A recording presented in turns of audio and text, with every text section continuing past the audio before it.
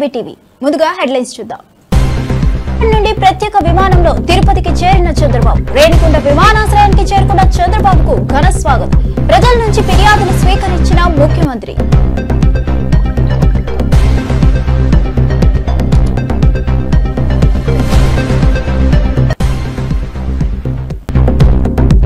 ప్రజలకు ఇచ్చిన హామీలు నిలబెట్టుకుంటామన్న జూపల్లి. ఆర్థిక భారం ఉన్న సంక్షేమం పట్ల ప్రభుత్వం బాధ్యతగా ఉందన్న మంత్రి. ప్రజల కోసం ప్రభుత్వ విధానాలను అందుబాటులోకి తేవాలని స్పష్టం.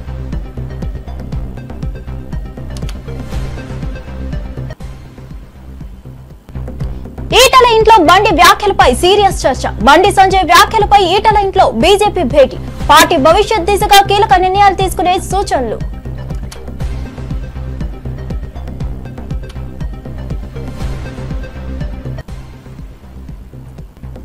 చిల్లర రాజకీయాలకు తలొగ్గేదే లేదన్న విడుదల రజని. తనపై తప్పుడు కేసులు పెట్టారని ఆరోపణ. నాయకుడికి కష్టం వచ్చినప్పుడు అండగా ఉంటామని వెల్లడి.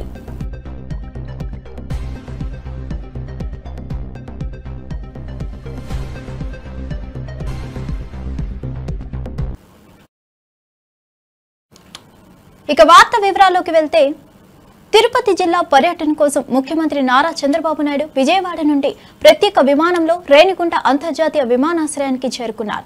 ఆయన రాక సందర్భంగా అక్కడి టీడీపీ నాయకులు, కార్యకర్తలు, ప్రజలు ఘన స్వాగతం పలికారు.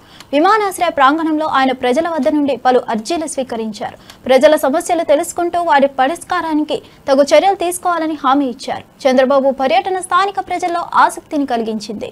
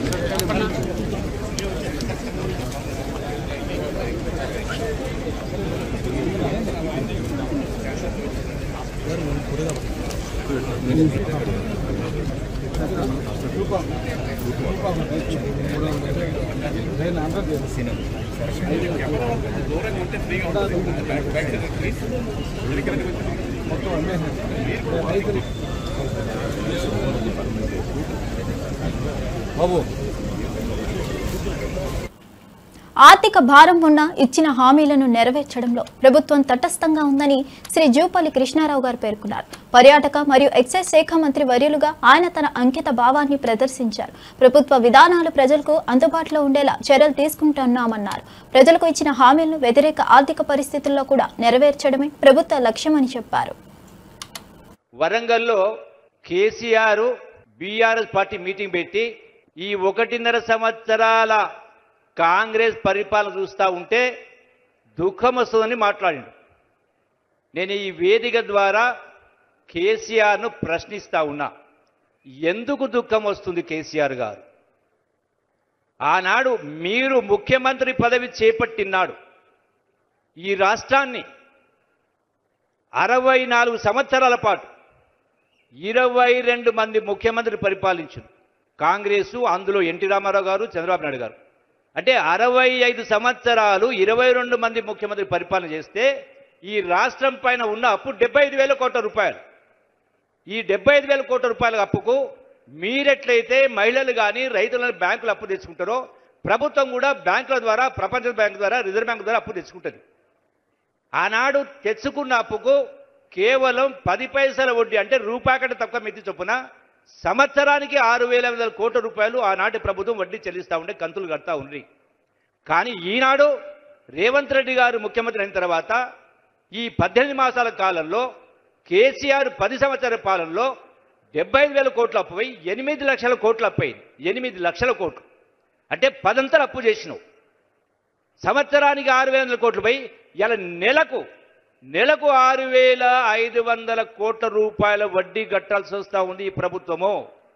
కట్టింది కూడా సుమారుగా 1,20,000 కోట్ల రూపాయలు ఈ 16 మాసాల కాలంలో. అంటే ఇంత ఆర్థిక దుర్భర పరిస్థితి ఉన్నా కూడా ఈనాడు ఇన్ని కార్యక్రమాలు చేస్తూ ఉంటే ఏమంటాడు కేసీఆర్? ఎక్కడ పోయింది మీ బంగారం, తులం బంగారం అని మాట్లాడతాడు.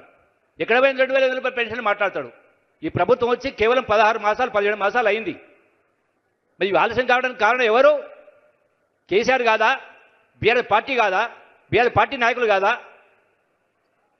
మళ్ళీ తగుదల మాట మళ్ళీ వాళ్ళే గొంతు చించుకొని మాట్లాడుతూ ఉంటారు. ఈటెల రాజేందర్ ఇంట్లో బండి సంజయ్ వ్యాఖ్యలపై కీలక సమావేశం జరిగింది. హుజూరాబాద్ మాజీ BJP assembly convener Gautam Reddy మరియు ఇతర బీజేపీ నేతలు ఈటెల ఇంటింటికి చేరుకున్నారు. ఈ సమావేశం రాజకీయ వర్గాల్లో చర్చనీయాంశంగా మారింది. బండి సంజయ్ చేసిన వ్యాఖ్యలపై వివరణ అందించడమే ఈ భేటీ ముఖ్య ప్రయోజనం. ఈటెల రాజేందర్ నేతృత్వంలో జరిగిన ఈ చర్చను బీజేపీ నేతలు సీరియస్ గా తీసుకుని పార్టీ భవిష్యత్తు దిశగా పలు నిర్ణయాలు తీసుకునే అవకాశం ఉన్నట్లు సమాచారం.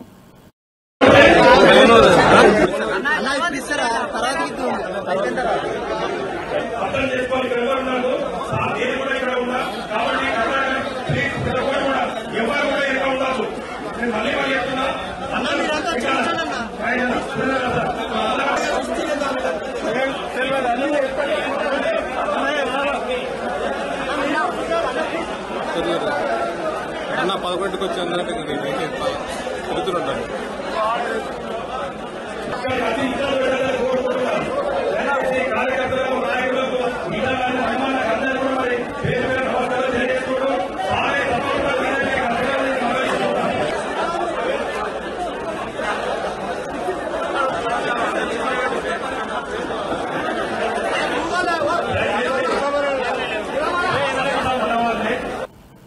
మాజీ మంత్రి చిలుకలూరిపేట నియోజకవర్గ సమన్వయకర్త విడుదల రజని రాజకీయంగా తనను ఎదుర్కోలేక తప్పుడు కేసులు పెట్టారని ఆరోపించారు. ఆయన కార్యకర్తల్ని వదిలేసి వెళ్లే వ్యక్తి కాదని స్పష్టం చేశారు. ఆమె పదవులు అనుభవించి పార్టీ ఓడిపోయాక పారిపోయే వ్యక్తులుగా తాముండబోమన్నారు. అనుకున్న మౌలిక సూత్రాలను పాటిస్తూ పార్టీ కోసం నిలబడతామని చెప్పారు. తమ నాయకుడికి కష్టం వచ్చినప్పుడు అండగా ఉంటామని కార్యాచరణను ప్రకటించారు. పరోక్షంగా ప్రత్యర్థులపై విరుచుకుపడుతూ పార్టీకి మద్దతు తెలియజేశారు. నన్ను ఎదుర్కోలేక అందరి మీద పెట్టి చివరికి నా మీద కూడా పెట్టి నన్ను వేధించావు. అయినా నీలాగా 4 సంవత్సరాలు కార్యకర్తలను వదిలేసి పారిపోలేదు నేను. పార్టీ అధికారం కోల్పోయాక పదవులు అనుభవించి పారిపోయిన ఎవరు? మేము కాదని గుర్తు చేస్తా ఉన్నా. మేము నిలబడతాం, మా నాయకుడు కష్టం వస్తే నిలబడతాం. పార్టీ అధికారం కోల్పోయాక పదవులు అనుభవించి పారిపోయిన ఎవరు? ఆర్కే రోజాపై నగరి టీడీపీ ఎమ్మెల్యే భానుప్రకాష్ చేసిన వ్యాఖ్యలు పెద్ద దుమారాన్ని రేపాయి. 3 సార్లు ఎమ్మెల్యేగా ఒకసారి మంత్రిగా సేవలందించిన ఆర్కే రోజాపై ఇలాంటి వ్యాఖ్యలు చేయడాన్ని తీవ్రంగా ఖండించారు. వైఎస్ఆర్సీపీ మహిళా నేతపై ఇలాంటి విమర్శలు చేస్తే టీడీపీ అధిష్టానం మెచ్చుకోవచ్చు, ప్రజల నుండి వ్యతిరేకత కలుగుతుందని వైఎస్ఆర్సీపీ నేతలు హెచ్చరిస్తున్నారు.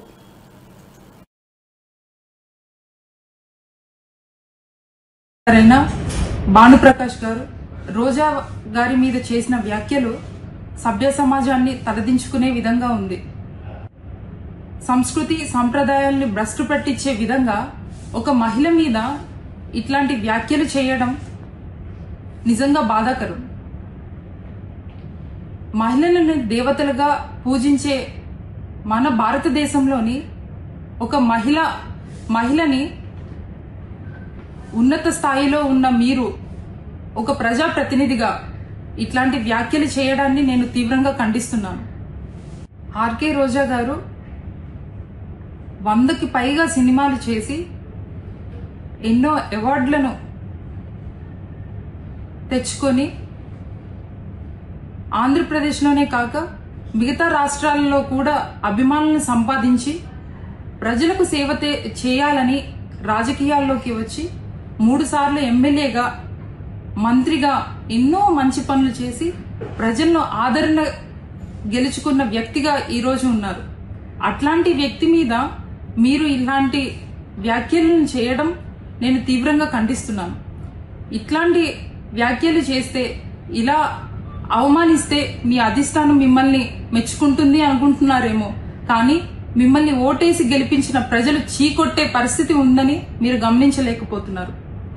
తక్షణమే మీకు మహిళలు అంటే ఏ మాత్రమైన గౌరవం ఉంటే ఈరోజు మీరు రోజా గారి మీద చేసిన వ్యాఖ్యలను వెనక్కి తీసుకొని తమిళనాడు మాజీ ముఖ్యమంత్రిగా అబ్దుల్ కలాంను రాష్ట్రపతిని చేసిన ఘనత చంద్రబాబుదేనని చెప్పుకునే చంద్రబాబు తన కొడుకుని ఎమ్మెల్యేను చేయడంలో ఇతరులను వాడుకున్నారని కర్నూలు మేయర్ బివై రామయ్య తీవ్ర వ్యాఖ్యలు చేశారు. చంద్రబాబు త్వరలో శ్రీశైలం, నాగార్జున సాగర్ ప్రాజెక్టులను తానే కట్టానంటారని విమర్శించారు. ఇంతమందిని చేసినాడు కానీ కొడుకును ఎమ్మెల్యే చేసడానికి ఈవీఎంలు పనిచేస్తే తప్ప చేసుకోలేకపోయినారనే సంగతి అందరికీ తెలిసి రాష్ట్రంలో.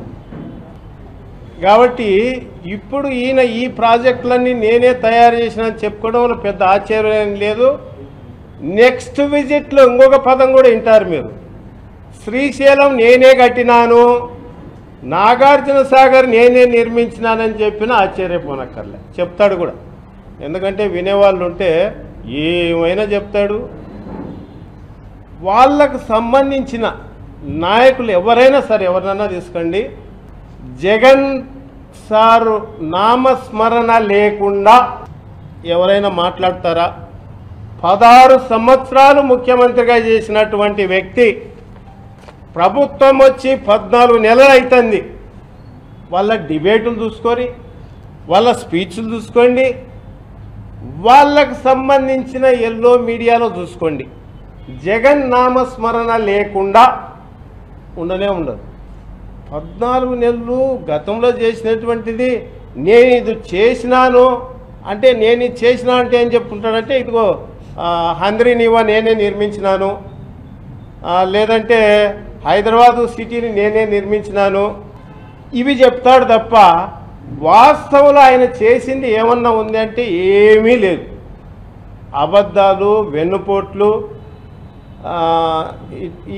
ఇట్లాంటివి, అంటే వెన్నుపోటు రాజకీయాలు, మోసాలు, అబద్ధాలకు బ్రాండ్ అంబాసిడర్ అనిపించుకున్నాడే తప్ప మిగతావి ఏమన్నా చేసినాడంటే ఏమీ లేదు.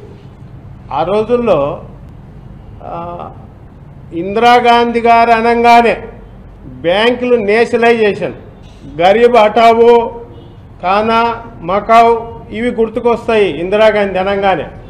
ఎన్టీ రామారావు గారు అనగానే 2 రూపాయల కిలో బియ్యం, మండల వ్యవస్థ ఇవి గుర్తుకొస్తాయి.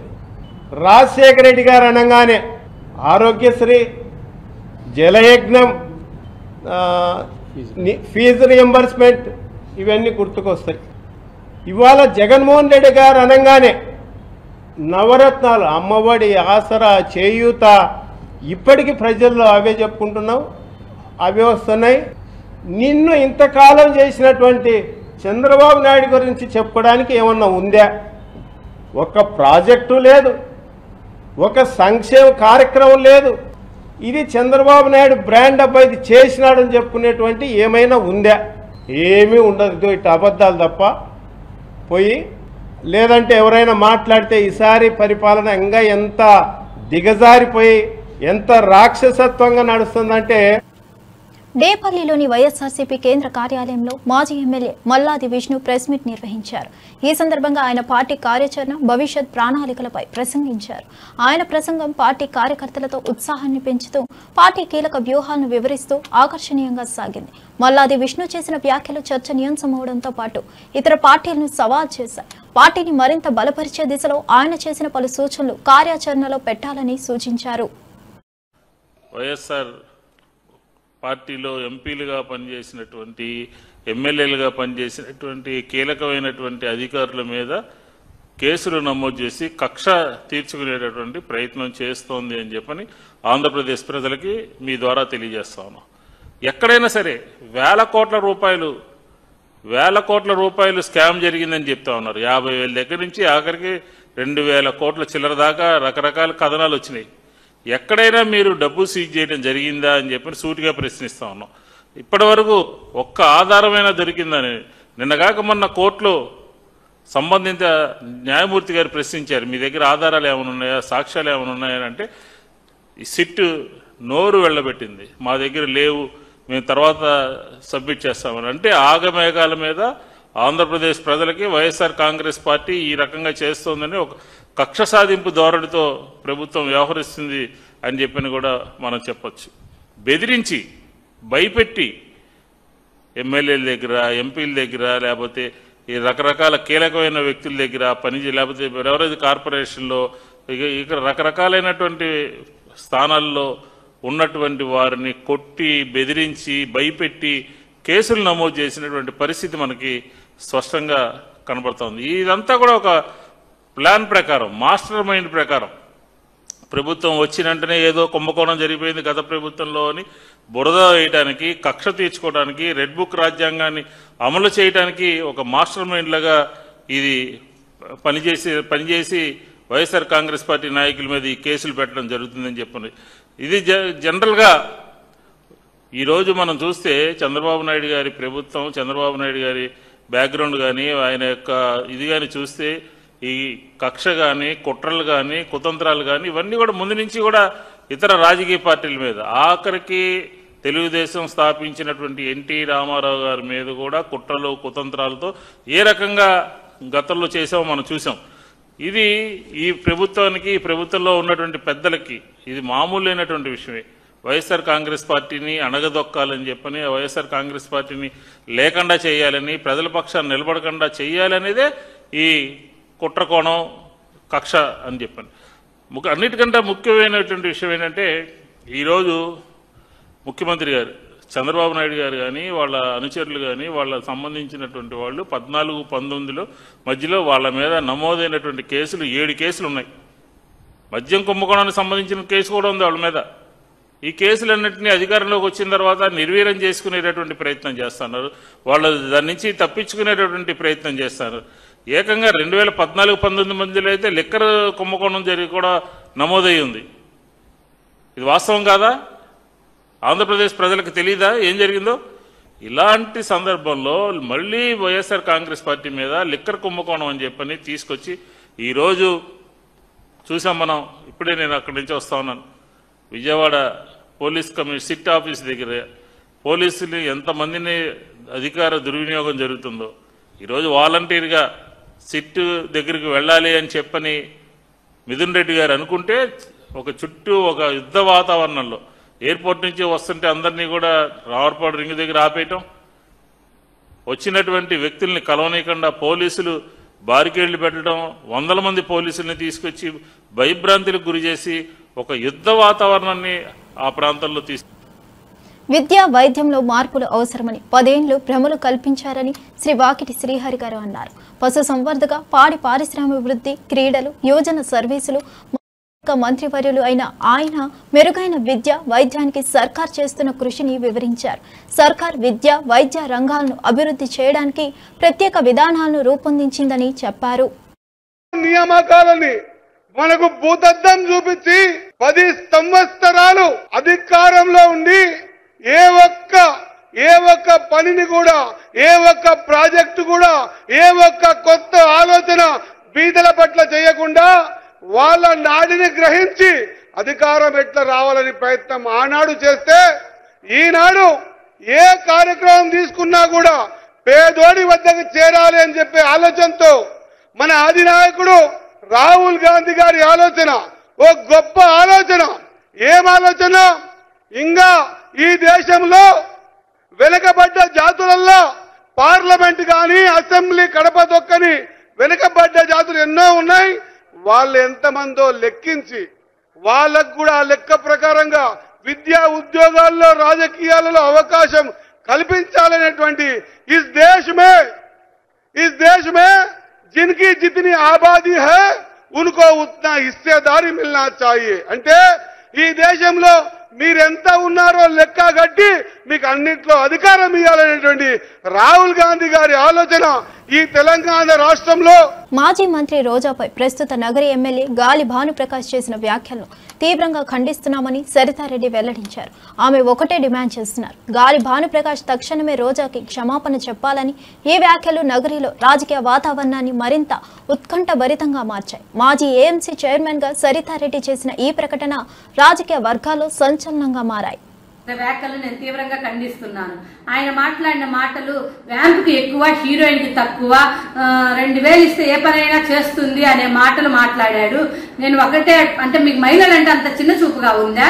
నేను ఒకటే అడుగుతున్నాను, మీ కుటుంబ సభ్యులు ఎవరైనా వాళ్ళపై ఇట్లాంటి మాటలు మాట్లాడితే మీకు ఎంత బాధ కలుగుతుందో అందరికీ అంతే బాధ కలుగుతుంది. మొన్నటికి మొన్న గుడివాడలో కృష్ణా జిల్లా జడ్పీ చైర్పర్సన్ అటువంటి ఉప్పాల ఆరిక గారిపై టీడీపీ గుండాలు దాడి చేసి ఆమెను ఎన్నో రకాలుగా మాటలన్నీ బాధ పెట్టారు. వాళ్ళపై ఇంతవరకు యాక్షన్ తీసుకోలేదు. పదవిలో ఉన్న ఆమెకే న్యాయం చేయకపోతే ఈ కూటమి ప్రభుత్వం ఇంకా సామాన్య మహిళలకు ఇంకేం న్యాయం చేస్తుంది ఈ కూటమి ప్రభుత్వం? అంతేకాకుండా నేను ఒకటే డిమాండ్ చేస్తున్నాను, తక్షణమే భానుప్రకాష్ గారు రోజా గారికి క్షమాపణ చెప్పాలని కోరుకుంటున్నాను. మాజీ మంత్రి అయిన రోజా గారిపై నగరి ఎమ్మెల్యే భానుప్రకాష్ గారు చేసిన వ్యాఖ్యలు నేను తీవ్రంగా ఖండిస్తున్నాను. ఆయన మాట్లాడిన మాటలు వ్యాంపుకి ఎక్కువ, హీరోయిన్ కి తక్కువ, 2000 ఇస్తే ఏ పనైనా చేస్తుంది అనే మాటలు మాట్లాడాడు. నేను ఒకటే అంటే, మీకు మహిళలంటే అంత చిన్న చూపుగా ఉందా? నేను ఒకటే అడుగుతున్నాను, మీ కుటుంబ సభ్యులు ఎవరైనా వాళ్ళపై ఇట్లాంటి మాటలు మాట్లాడితే మీకు ఎంత బాధ కలుగుతుందో అందరికీ అంతే బాధ కలుగుతుంది. మొన్నటికి మొన్న గుడివాడలో కృష్ణా జిల్లా జడ్పీ చైర్పర్సన్ అటువంటి ఉప్పాల ఆరిక గారిపై టీడీపీ గుండాలు దాడి చేసి ఆమెను ఎన్నో రకాలుగా మాటలన్నీ బాధ పెట్టారు. కేంద్ర రైల్వే శాఖ మంత్రి అశ్విని వైష్ణవ్, కేంద్ర మంత్రి కిషన్ రెడ్డి రైల్లో ప్రయాణించారు.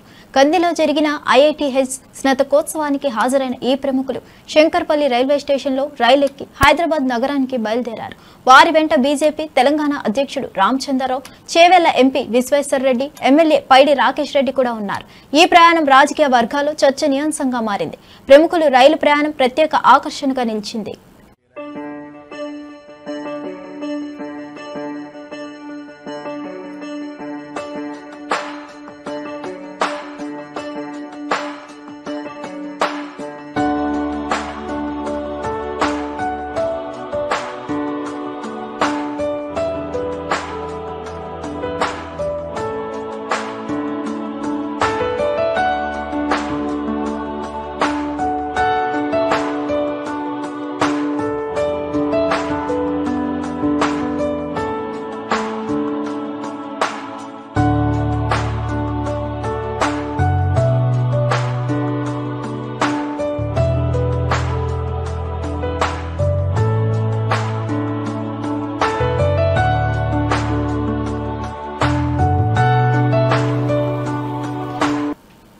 ఈటెల రాజేందర్ బండి సంజయ్పై తీవ్ర స్థాయిలో విరుచుకుపడ్డారు. నేను శత్రువుతో నేరుగా పోరాటం చేస్తా, కడుపులో కత్తులు పెట్టుకుని కౌగిలించుకోను అని ఆయన స్పష్టం చేశారు.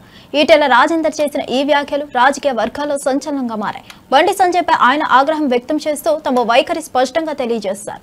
ఈ వ్యాఖ్యలు రాజకీయ వాతావరణాన్ని మరింత ఉత్కంఠభరితంగా మార్చాయి.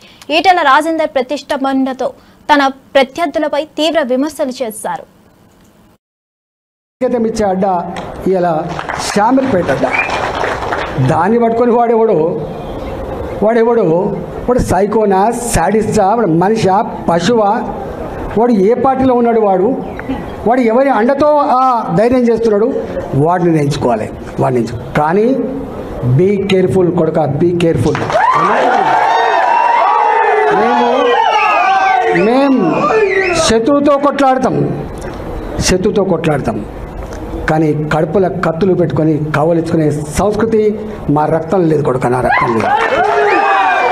ఇవాళ మీరు ఎవడెవడు సోషల్ మీడియాలో పెడుతున్నారో, ఏమేమి రెచ్చగొడుతున్నారో, ఏమేమి చేస్తున్నారో మొత్తం పైకి పంపించే ప్రయత్నం చేస్తా. నేను అనుకుంటున్నా సంస్కారం ఉందని, సభ్యత ఉందని ఇట్లాంటి వాటిని అరికడతానని భావిస్తున్నా. అరికట్టకపోతే నష్టపోయేది ఎవరో అర్థం చేసుకోండి. మీరు నష్టం మాకు కాదు, మాకు ఏం తక్కువ ఉంది? అసలు మీరు ఎవరు? అసలు నీ శక్తి ఏంది, నీ యుక్తి ఏంది, నీ చరిత్ర ఏంది, మా చరిత్ర ఏందిరా? 2002లో వచ్చిన నా జిల్లాకి, 2002లో వచ్చిన నా జిల్లాకి 2 సార్లు నేను జిల్లా పార్టీ అధ్యక్షుడిగా పనిచేసిన, నేను 2 సార్లు జిల్లా మంత్రిగా పనిచేసిన. నేను నా అడుగు పడని గ్రామాలు లేవు కరీంనగర్ జిల్లాలో. ఉమ్మడి కరీంనగర్ జిల్లాలో నా అడుగులు పడని గ్రామాలు లేవు. ఉమ్మడి కరీంనగర్ జిల్లాలో నేను కరీంనగర్లో ఉంటే పొద్దున ఉదయం పొయ్యి ముట్టిస్తే రాత్రి 12 గంటలకు కూడా ఆ పొయ్యి ఆరిపోయేది కాదు. ఒక్క హుజరాబాదు ఒక కమలాపూర్ వచ్చిన వాళ్ళు కాదు బిడ్డ, మొత్తం కరీంనగర్ జిల్లా మొత్తం వచ్చేది. పక్క పంటున్న జిల్లాలు కూడా అప్పుడప్పుడు వచ్చిపోయేది. ఇవాళ నేను 2 సార్లు 40 ఫ్లోర్ లేదని చెప్తున్నా అంటే నాకు తెలియని జిల్లా ఉంటుందా? నేను పోని మండలం ఉంటుందా? నేను మాట్లాడినటువంటి జాతులు ఉంటాయా?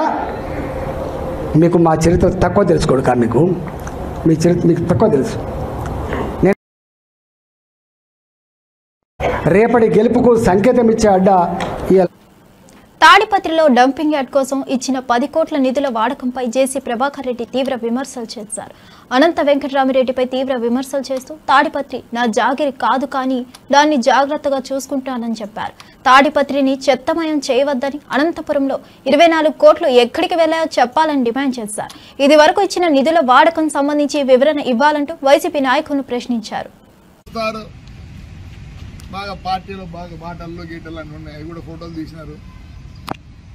అంటే అన్నం తినికి వచ్చినారా మందులు తాగినికి వచ్చినారా మాకు తెలియదు, కానీ మా ఊరిని గొప్ప పట్టేది. ఇప్పుడు ఎందుకు వద్దంటారు ఆయన్ని? ఇప్పుడు ఎవరో కొత్త నాయకులు వస్తారు మా ఊర్లో, మంచిదే రావాలా. మీకైనా శ్రద్ధ లేకపోయినా ఈ కొత్త నాయకులు శ్రద్ధ లేకపోయిందా ఊరు ఎట్లుంది అనేది పోయినసారి అండర్గ్రౌండ్ అంతా పాస్ చేస్తారు. మీరు ఎలా అయితే అనుకుంటారు? ఈ ఊర్లో ఊరు బాగోలు కోసం చూడండి. తెలుసా మీకు అసలు స్ట్రైక్లో ఉంది మున్సిపాలిటీ.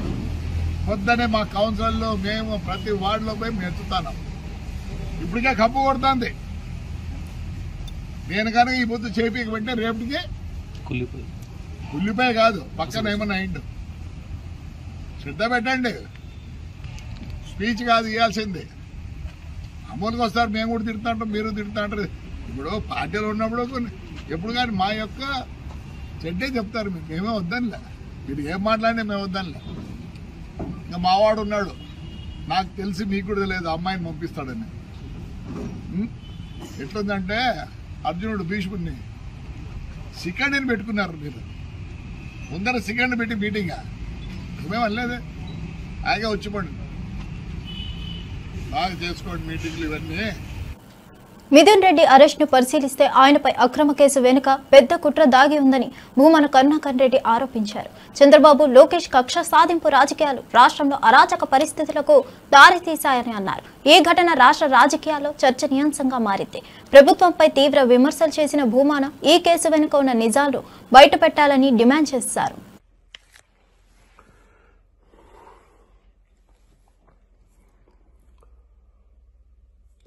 లోకేష్ గార్ల కక్ష సాధింపు రాజకీయాలు రాష్ట్రంలో అరాచకమైనటువంటి పరిస్థితుల వైపు పూర్తిగా నెట్టబడుతున్నాయి.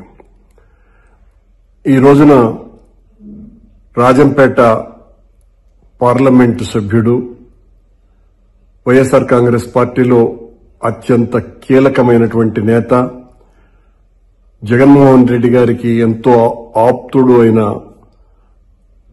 మిథున్ రెడ్డిని పోలీసు వాళ్లు అరెస్టు చేసేటువంటి క్రమంలో దాని వెనుక ఉన్నటువంటి తెలుగుదేశం కూటమి యొక్క కుట్ర ఎంత దారుణమంటే, ఆ మద్యం స్కామ్తో ఏ రకమైనటువంటి సంబంధము మిథున్ రెడ్డికి లేకపోయినా, మిథున్ రెడ్డి పాత్ర ఇసుమంతా కూడా కనుగొనలేకపోయినా, కక్ష కట్టి జగన్మోహన్ రెడ్డి గారికి ఆత్మీయుడు కనుక ఈయనను ఒక ముద్దాయిగా ప్రకటించి మిథున్ రెడ్డిని అరెస్టు చేస్తే జగన్మోహన్ రెడ్డి గారి యొక్క ప్రతిష్టను దెబ్బతీయొచ్చు అన్న కారణంగా ఈ రోజున ఈ రకమైన బరితెగింపుకు తెలుగుదేశం ప్రభుత్వం బనాయిస్తున్నది, ఈ రకమైనటువంటి కుట్ర చేస్తున్నది, ఇంత దారుణానికి ఒడిగట్టుతున్నది. తనను నిన్నటి వరకు మొన్నటి వరకు ముద్దాయిగా కూడా చేర్చలేదు. ఈ కేసు పూర్తిగా చాలా బలహీనమైనటువంటి కేసని, ఇందులో ఇప్పటి వరకు అరెస్ట్ అయినటువంటి వాళ్లకు ఇసుమంత పాత్ర కూడా లేదని, వైఎస్ఆర్ కాంగ్రెస్ పార్టీ హయాంలో ఓ మద్యం కుంభకోణం జరిగింది అని వీళ్లే ఒక పెద్ద కల్పిత కథ, ఒక ఫిక్షన్ స్టోరీని తయారు చేసి తద్వారా కొన్ని వేల కోట్ల రూపాయలు ఎన్నికల్లో ఖర్చు పెట్టడానికి ఆ డబ్బంతా వినియోగించారు అన్న ఒక కారణం చూపుతూ ఎక్కడ ఇంతవరకు డబ్బులు దొరకకపోయినా ఆ డబ్బు ఒకవేళ దొరికిన డబ్బులన్నీ కూడా మద్యానికి సంబంధించినటువంటి డబ్బులని ఎవరివో దొరికితే దానికి అంటగట్టి ఈ కేసును చాలా బలంగా తయారు చేసి వీళ్ళనందరినీ కూడా. ఇవన్నీ ఈనాటి విశేషాలు. మరో బులెటిన్తో మళ్ళీ కలుద్దాం.